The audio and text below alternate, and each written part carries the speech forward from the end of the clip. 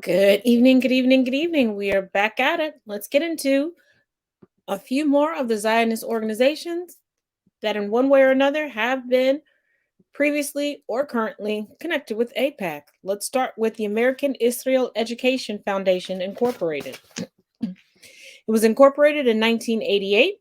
It makes annual grants to AIPAC. It is a 501c3 organization, and it is considered to be the sister foundation of AIPAC. Its focus is education and not lobbying. It conducts educational programs and educational trips to Israel for Congress members and various United States politicians. These trips occur every 2 years. August of 2019, a total of 72 Congress members spent a week in Israel. 41 were Democrats, 31 were Republicans. They traveled to the West Bank and Israel. They met with Netanyahu, the Israeli prime minister, and Mahmoud Abbas, the Palestinian Authority president. Now, on these trips, AIPAC and this foundation have been highly criticized because there is no true Palestinian representation. But going to the what? Never mind. Now, the foundation also provides regular seminars for congressional staff. It serves as a way for AIPAC to violate ethics rules that prohibit personal travel gifting to Congress from lobbyists. Sneaky, sneaky. Now, moving on to the World Zionist Congress. If you've watched the other parts, the Congress has come up a lot. So let's break it down. In 1897, the Zionist Congress was established by Theodore Herzl. It was created as the supreme organ of the Zionist organization, the ZO. It is the legislative authority. In 1960, the names changed to the World Zionist Congress and the World Zionist Organization, the WZO. In 1897, in Basel, Switzerland, the first Congress was held. The voting requirements for the Congress: you must be at least 18 years old, Jewish, and a member of a Zionist organization or association. Now, delegates to the Congress, says there are about 500 of them. 38% come from Israel, 29 United States, 33% come from the remaining global Jewish diaspora. Plus, there are approximately 100 delegates appointed from international organizations. From 1897 to 1901, the Congress met every year. From 1903 to 1913, and then 1921 to 1939, they met every 2 years. Now, there's only been interruption in the meetings due to World War I and World War II.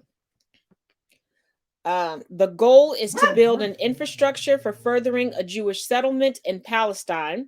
And since World War II, meetings have been every 4 years. And since 1951, there are meetings every 4 to 5 years in Jerusalem. In 2020, that is when the 38th Congress was held. Now, the Congress includes representation from the Zionist World Unions, Women's Zionist organizations with special status, international Jewish organizations.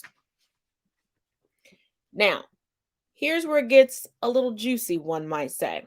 The Israeli Congress delegates. Now, everybody else has separate elections for their delegates into the Congress. But the elections for parliament in Israel also serve as basically delegate elections. The Zionist parties are provided with a number of delegates that are proportionate to their strength within parliament. Now, most Israelis either don't care or they really don't know that this is what's the practice. Now, they do this due to the incredibly low amount of what they call committed Zionists in Israel. Gives a whole different perspective to what's going on over there right now. Not everybody's behind it. Kind of like when the United States had Trump for president, where not everybody was behind it. Where actually, the majority of the country wasn't behind it. Catch what I'm putting down? Now, other participants within the Congress consist of advisors that have no voting rights, judicial office holders, Aliyah movement representatives. Now, the Congress is conducted through the Congress Presidium.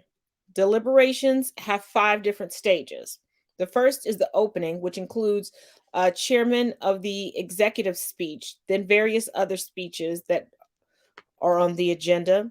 The Congress Presidium election, an elections report from the president of the Zionist Supreme Court, printed members report, and that comes from the Zionist executive,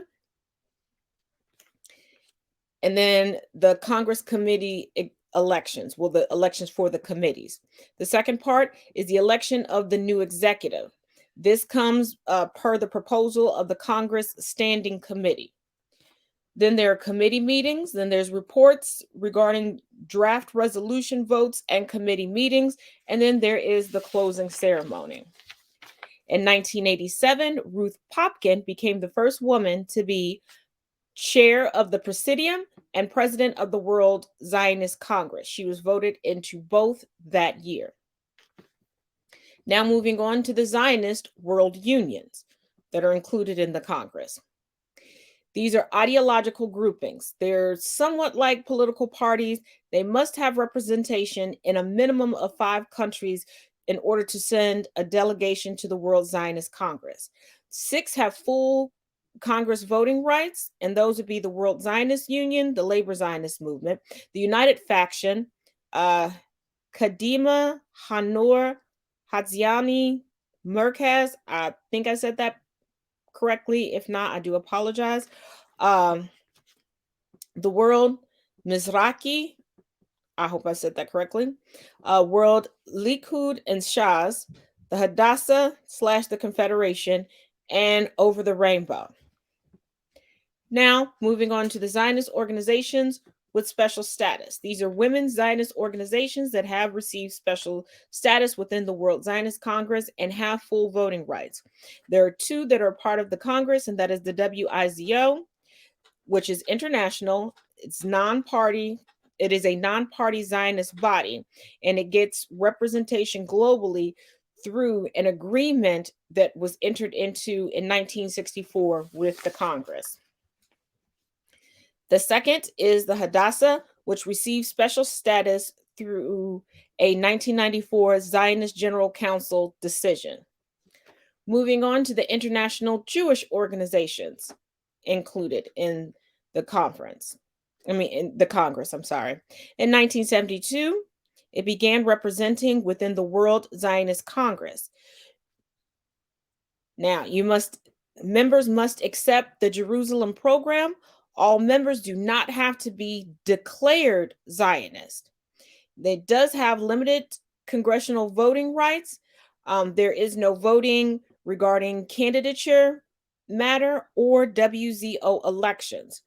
Currently represented through the Congress are B'nai B'rith International, Maccabi World Union, Namat, Women's International Zionist Organization, WIZO, World Council of Conservative Masorti Synagogues, World Emunah, World Organization of Orthodox Synagogues and Communities in Israel and the Diaspora, the World Sephardi Federation, the World Union for Progressive Judaism, and the World Union of Jewish Students, and the Zionist Council in Israel.